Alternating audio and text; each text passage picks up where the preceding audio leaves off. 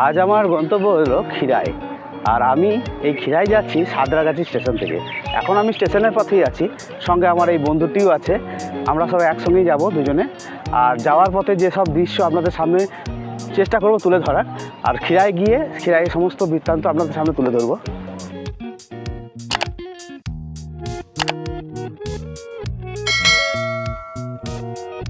আমরা বেরিয়েছি এই সকাল 6:30টার দিকে, আর সকালের মেঘলা আকাশ এবং মেঘটা খুব সুন্দর লাগছিল, সূর্য কেবলই উঠছিল তখন। আর এই দেখুন, এটা একটা জলাশয় সাঁতরাগাছি স্টেশনের কাছেই। এখানে প্রচুর পরিযায়ী পাখি যারা এই সময় শীতের সময় আসে।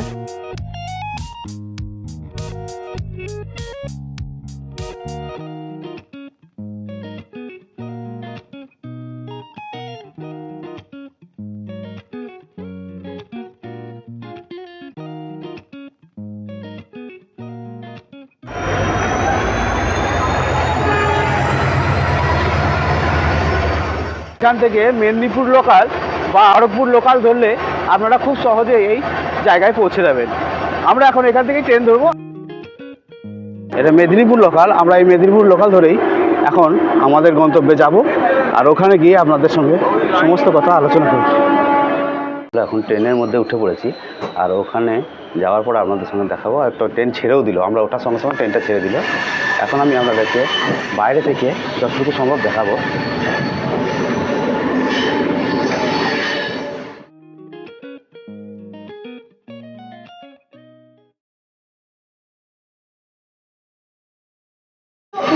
এখন আমরা সাঁতরাগাছি স্টেশন ছেড়ে দিলাম।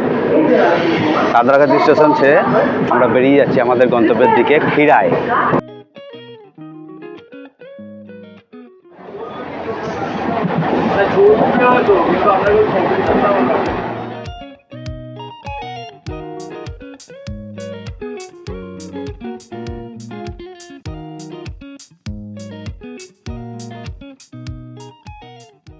মৌরিগ্রাম।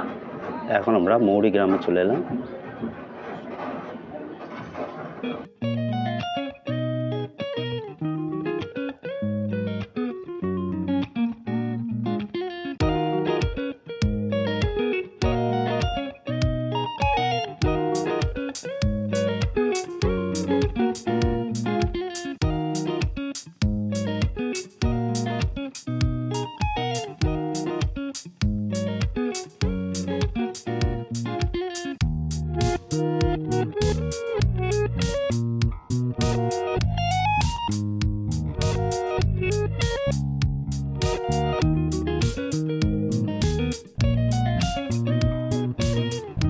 এখন যে স্টেশনটি আসছে দেউলটি। দেউলটি হলো বিখ্যাত সাহিত্যিক শরৎচন্দ্র চট্টোপাধ্যায়ের বসত ভিটা। কোনোদিন সময় হলে আপনাদের ভালোবাসা পেলে অবশ্যই এই দেউলটি এসেও আপনাদেরকে দেখাবো। অবশ্যই আপনারা আমার সাথে জুড়ে থাকুন।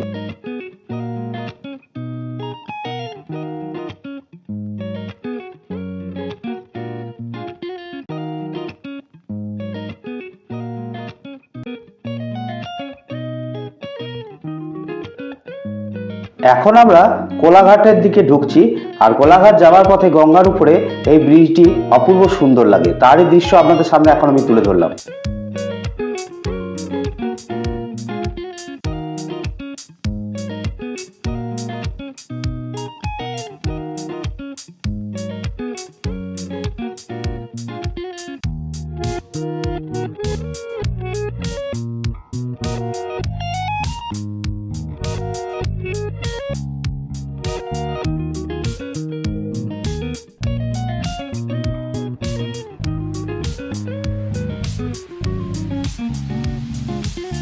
এখন সামনে যে জলাশয়গুলো দেখছেন, মেদিনীপুরের বিভিন্ন চাষের জমি কেটে এইভাবে জলাশয় তৈরি করা হয়েছে এবং সেগুলোতে বিভিন্ন রকম মাছ চাষও করা হয়। এখন আমি আমার গন্তব্য খিরাইয়ে পৌঁছে গেছি, আর খিরাই স্টেশনটি কিছুটা দৃশ্য আপনাদেরকে দেখাচ্ছি।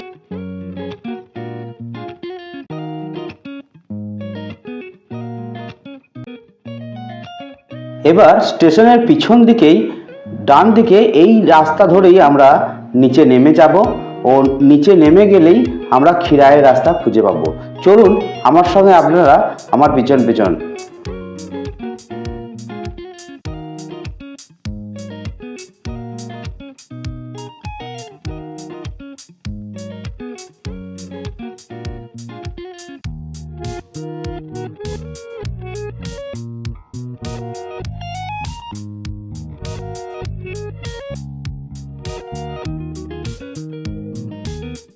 বন্ধুরা, আমি এখন খিরায় পৌঁছে গেছি আর এখানকার দৃশ্য আপনাদের সামনে তুলে ধরছি। এই স্টপ থেকেই আপনারা মারুতি ভ্যান ও টোটো ধরে 20 টাকার বিনিময়ে খুব সহজেই খিরায় পৌঁছে যেতে পারবেন। আবার অনেকে পায়ে হেঁটেও যেতে পারবেন।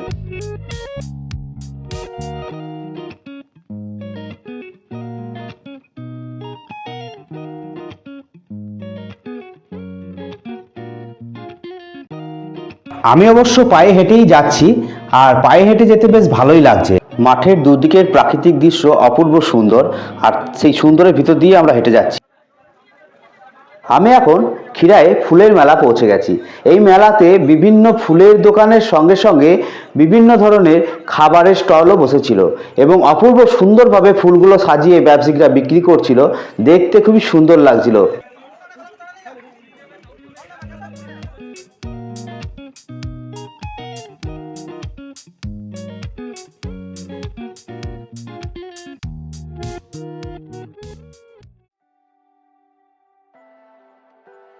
আপনাদের সামনে এই ছোট্ট ভিডিওটি আমি তুলে ধরলাম। কেমন লাগছে কমেন্টে অবশ্যই জানাবেন। Leave me, baby, don't wanna fall again. This just hurt me. Just think about it, but you hold me like you don't wanna break. I need some space. Just think about it, Maybe separate is better, better. I will love you till forever, forever.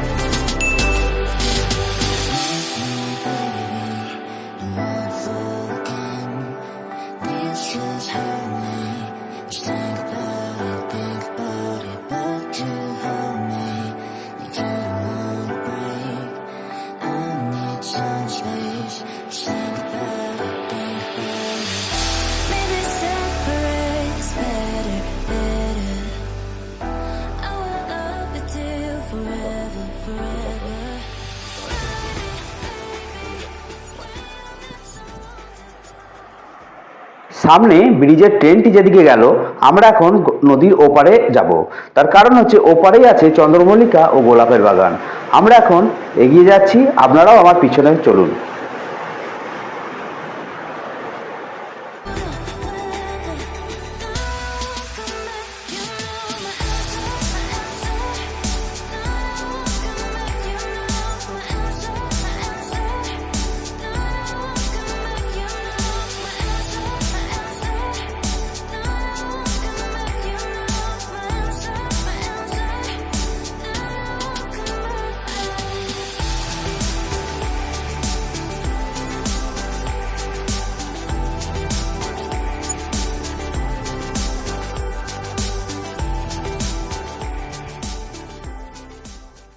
এবারে দেখুন আমি পার হচ্ছি এই নদী, এই কংসাবতী।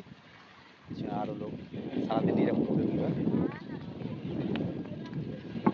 এই চড়াই দিয়ে উঠে আর একটু হেঁটেই আমরা পেয়ে যাব গোলাপ এবং চন্দ্রমল্লিকার বাগান। আমরা এখন ব্রিজ পেরিয়ে এপারে চলে এসেছি আর এই হলো কংসাবতী নদী। আর এই নদীরই ওই ব্রিজের ধার ধরে আমরা এপারে এসেছি। আর এই রাস্তা ধরে আমরা এখানে আসার পরে এই রাস্তা ধরেই আমরা আরও সামনের দিকে এগিয়ে যাব ও চন্দ্রমল্লিকা আর গোলাপের বাগান দেখো। দূর থেকে টোটাল মাঠের ছবিটা আপনাদের সামনে তুলে ধরলাম। কেমন লাগছে দেখুন তো।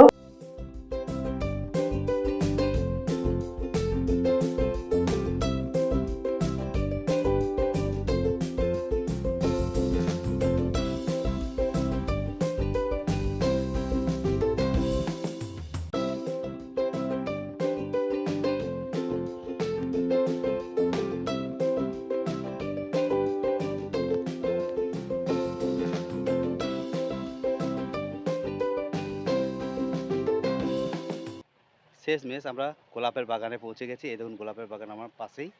আর এই গোলাপের বাগানে এখন অতটা ফুল নেই, তবে পরবর্তীকালে হয়তো ফুল আবার আসতে পারে, কিন্তু এখন অতটা ফুল দেখতে পাচ্ছি না, সব হয়তো তুলে বাজারজাত করে দিয়েছে। তো এখন আপনাদেরকে গোলাপের বাগানটা আমি দেখাচ্ছি।